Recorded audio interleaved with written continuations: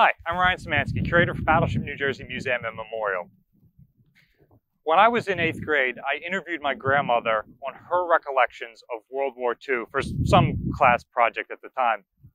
One of the big takeaways I got from that interview was her saying that prior to December 7th, she had never heard of Pearl Harbor in the territory of Hawaii. As somebody interested in history, that blew my mind. How had you never heard of Pearl Harbor up until the attack on December 7th? It's one of the 50 states. It's like a really big military base. Like, how'd you never heard of it? It just wasn't the case back then. Hawaii wouldn't become a state until 1959. The Pacific Fleet had just moved out to Pearl Harbor, which was still in a territory, a colony of the United States, in April of 1941. So it'd only been here for a couple of months. Americans back home had never heard of this place. So it certainly wasn't the tourist destination that it is today. That doesn't come until much more recently.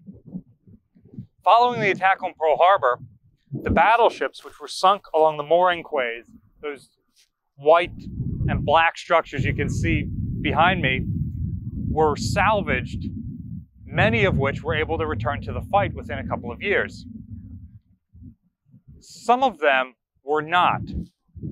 And you can see the remnants of USS Arizona below us, just below the water underneath of the Arizona Memorial.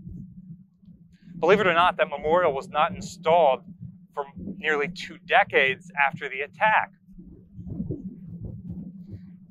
As the salvage operations are going on, one of the first steps that the Navy did was chop off all the superstructures of the ships here along Ford Island to lighten them, make it easier to raise them, fully knowing that they were going to tow them back to the mainland after they'd been patched up to be repaired.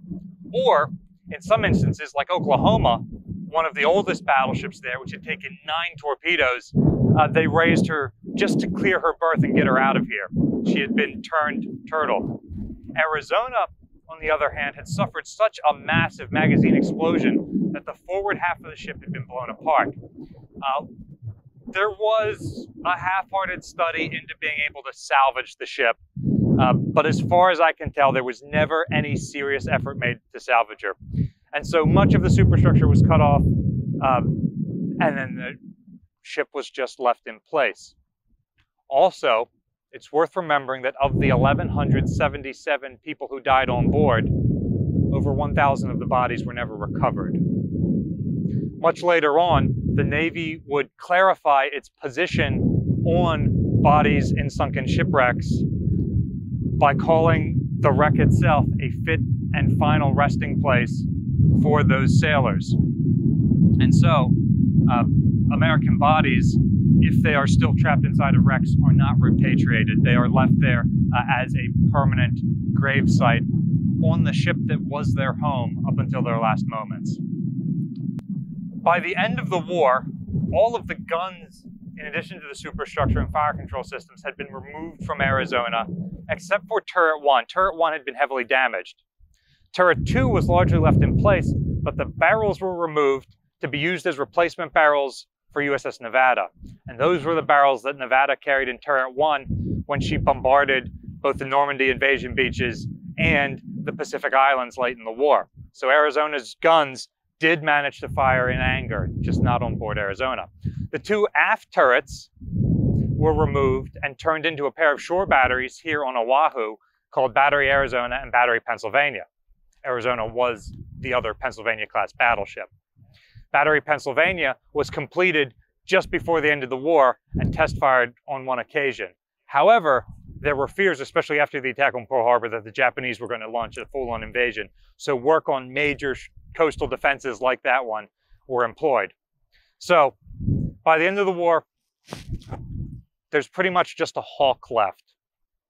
The Seabees eventually remove all of the above-water structure, and those parts from the 01, 02 level that were cut off at the end were piled up on Ford Island, and they're still there. Every now and again, museums will apply to the Navy to get pieces of the Arizona to put on display. And Battleship New Jersey has a couple of these pieces, as do a number of other museum ships and other traditional museums. In the 1950s, one of the Pacific Fleet admirals here in Pearl Harbor decided to weld a flagpole onto the old mainmast stand, the aft tripod vertical mast, which still sticks up out of the water about 6 feet at normal tide. So he had a flagpole mounted there for a flag to be raised and lowered to half-mast every morning and night over the wreck and gravesite of 1,000 Americans. He also had a small concrete quay built up to the turret 3 barbette, which also sticks above the water there. And these were some of the earliest attempts to access the wreck to turn it into a memorial.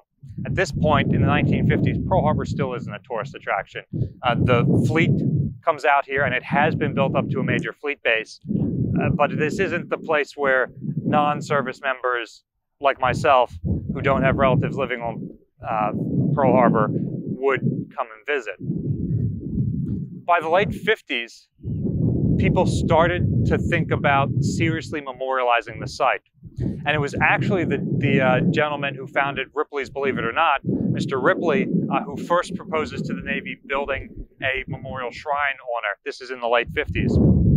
And that didn't get completed, but it started this process with the Navy thinking about it, and eventually they do, in the late 50s, put out a request for proposals for a shrine on the ship, and they get money from a number of sources. The federal government pays for an amount of it. The state of Hawaii pays for an amount of it. The late, great Senator Daniel Inouye, a Hawaiian himself, who lost, I believe, one of his legs in service to his country during World War II before he started his political career, raised a tremendous amount of money for this, as did the ship's senior surviving officer, who went on a television program to fundraise and raised a couple $100,000. And the final piece of the puzzle, the king himself, Elvis Presley, held a benefit concert in 1961 or 1962 to raise something like $60,000 towards the memorial. That was his last live performance until 1968. So it was a big deal. And of course, everybody knows that Elvis Presley served in the military during the Vietnam War. I believe he was in the Army. He gets drafted and he doesn't try and seek a way out. He actually goes and serves, gets his iconic hair cut off to serve like anyone else. So he had a huge amount of patriotism and support of the military, which is why he does this. And so by 1962, a local Hawaiian had been selected to design the memorial, and it had been built. And it is the iconic structure that we all notice today. It is the same white and black as the mooring quays that the battleships were tied up to. The Navy put out that it wanted a relatively simple structure to bridge the memorial. And he chose to design it with a suede roof to show the low point that the loss of the Arizona and World War II in general represents for this country and the world, with the two high points, the peacetime before and the peace that comes at the end of the war.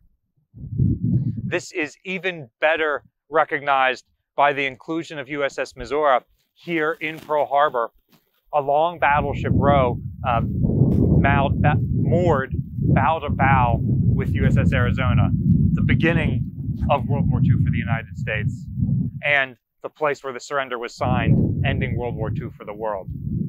Perfect bookends on one of the most tragic incidents in American history. Nowadays, Pearl Harbor is not a major fleet base. The bulk of the fleet has moved back to the West Coast, where they would have been prior to 1941. And Pearl Harbor has a large submarine base for forward deploying subs, and a handful of ships of the Pacific Fleet, which we're not going to pan around and show you here because these videos release relatively close to when we film them, and we don't want to inadvertently put out any information about what ships are in port right now. Nowadays, as many as 2 million visitors a year come to Pearl Harbor to visit the Arizona Memorial, the Battleship Missouri, and other local attractions, as this area has turned from a military site into more of a tourist destination. Many people are not entirely comfortable with the tourist destination nature of this massive grave site over here. However, USS Arizona and the attack on Pearl Harbor remains in the public consciousness to a much greater degree than other disasters, such as the loss of the Maine that started the Spanish-American War. How many Americans know about the Spanish-American War anymore, or think about it, or Maine and the people who were lost on board? Now that all of those people who were associated with that war have passed, it has passed from the public consciousness. Ever since we lost the last World War I veteran, we hardly think about America or the world's involvement in World War I. That was at one point, or to this day, it is the most memorialized conflict in the world. Every town you drive through has a bronze statue of a doughboy and the names of everyone who died in World War I. That was the war to end our wars. Everybody thought it was important at the time. A couple of years ago, the last soldiers from World War I passed away, and now it's out of the public consciousness. Things like the Arizona Memorial and the use of it as a tourist destination will keep World War II in the public consciousness long beyond the memories of the men who died there. One day, the last World War II veteran will die, but USS Missouri will still be here. She, New Jersey, and a handful of other museum ships and aircraft and buildings will be the last survivors of World War II. And they'll continue to tell that story so that we remember the genocide, the tragedy, the loss that war was, and we don't forget about it the way we forgot about World War I. Part of Arizona's success in remaining in the public consciousness, reminding us of World War II and that loss, is the accessibility of her memorial. And that's a joint venture between the Navy and the National Park Service. But most other memorials are not as accessible. Things like the Utah Memorial right here on Ford Island is hard to access without a military ID. Maine, we can't go to Cuba and see where she was lost. Like other ships that were lost, their memorials aren't easy to access. What is a ship which you think could tell a story similar to Arizona that we should make a greater national effort or global effort to memorialize and get people there so that they remember these tragic world events and keep us from making these mistakes again? Let us know in the comment section down below. Battleship New Jersey receives operating support from the New Jersey Department of State, also from a number of other visitors like yourselves. Help support these ships so that they will become the last World War II veterans, the last Korean War veterans, the last Vietnam War veterans, the last veterans of the conflicts of the 1980s and later Cold War and the Gulf War. Donate at the link in the description below. You can also support us by liking, sharing, and subscribing so more people find out about our channel and our museum and the lessons we've learned from World War II. Thanks for watching.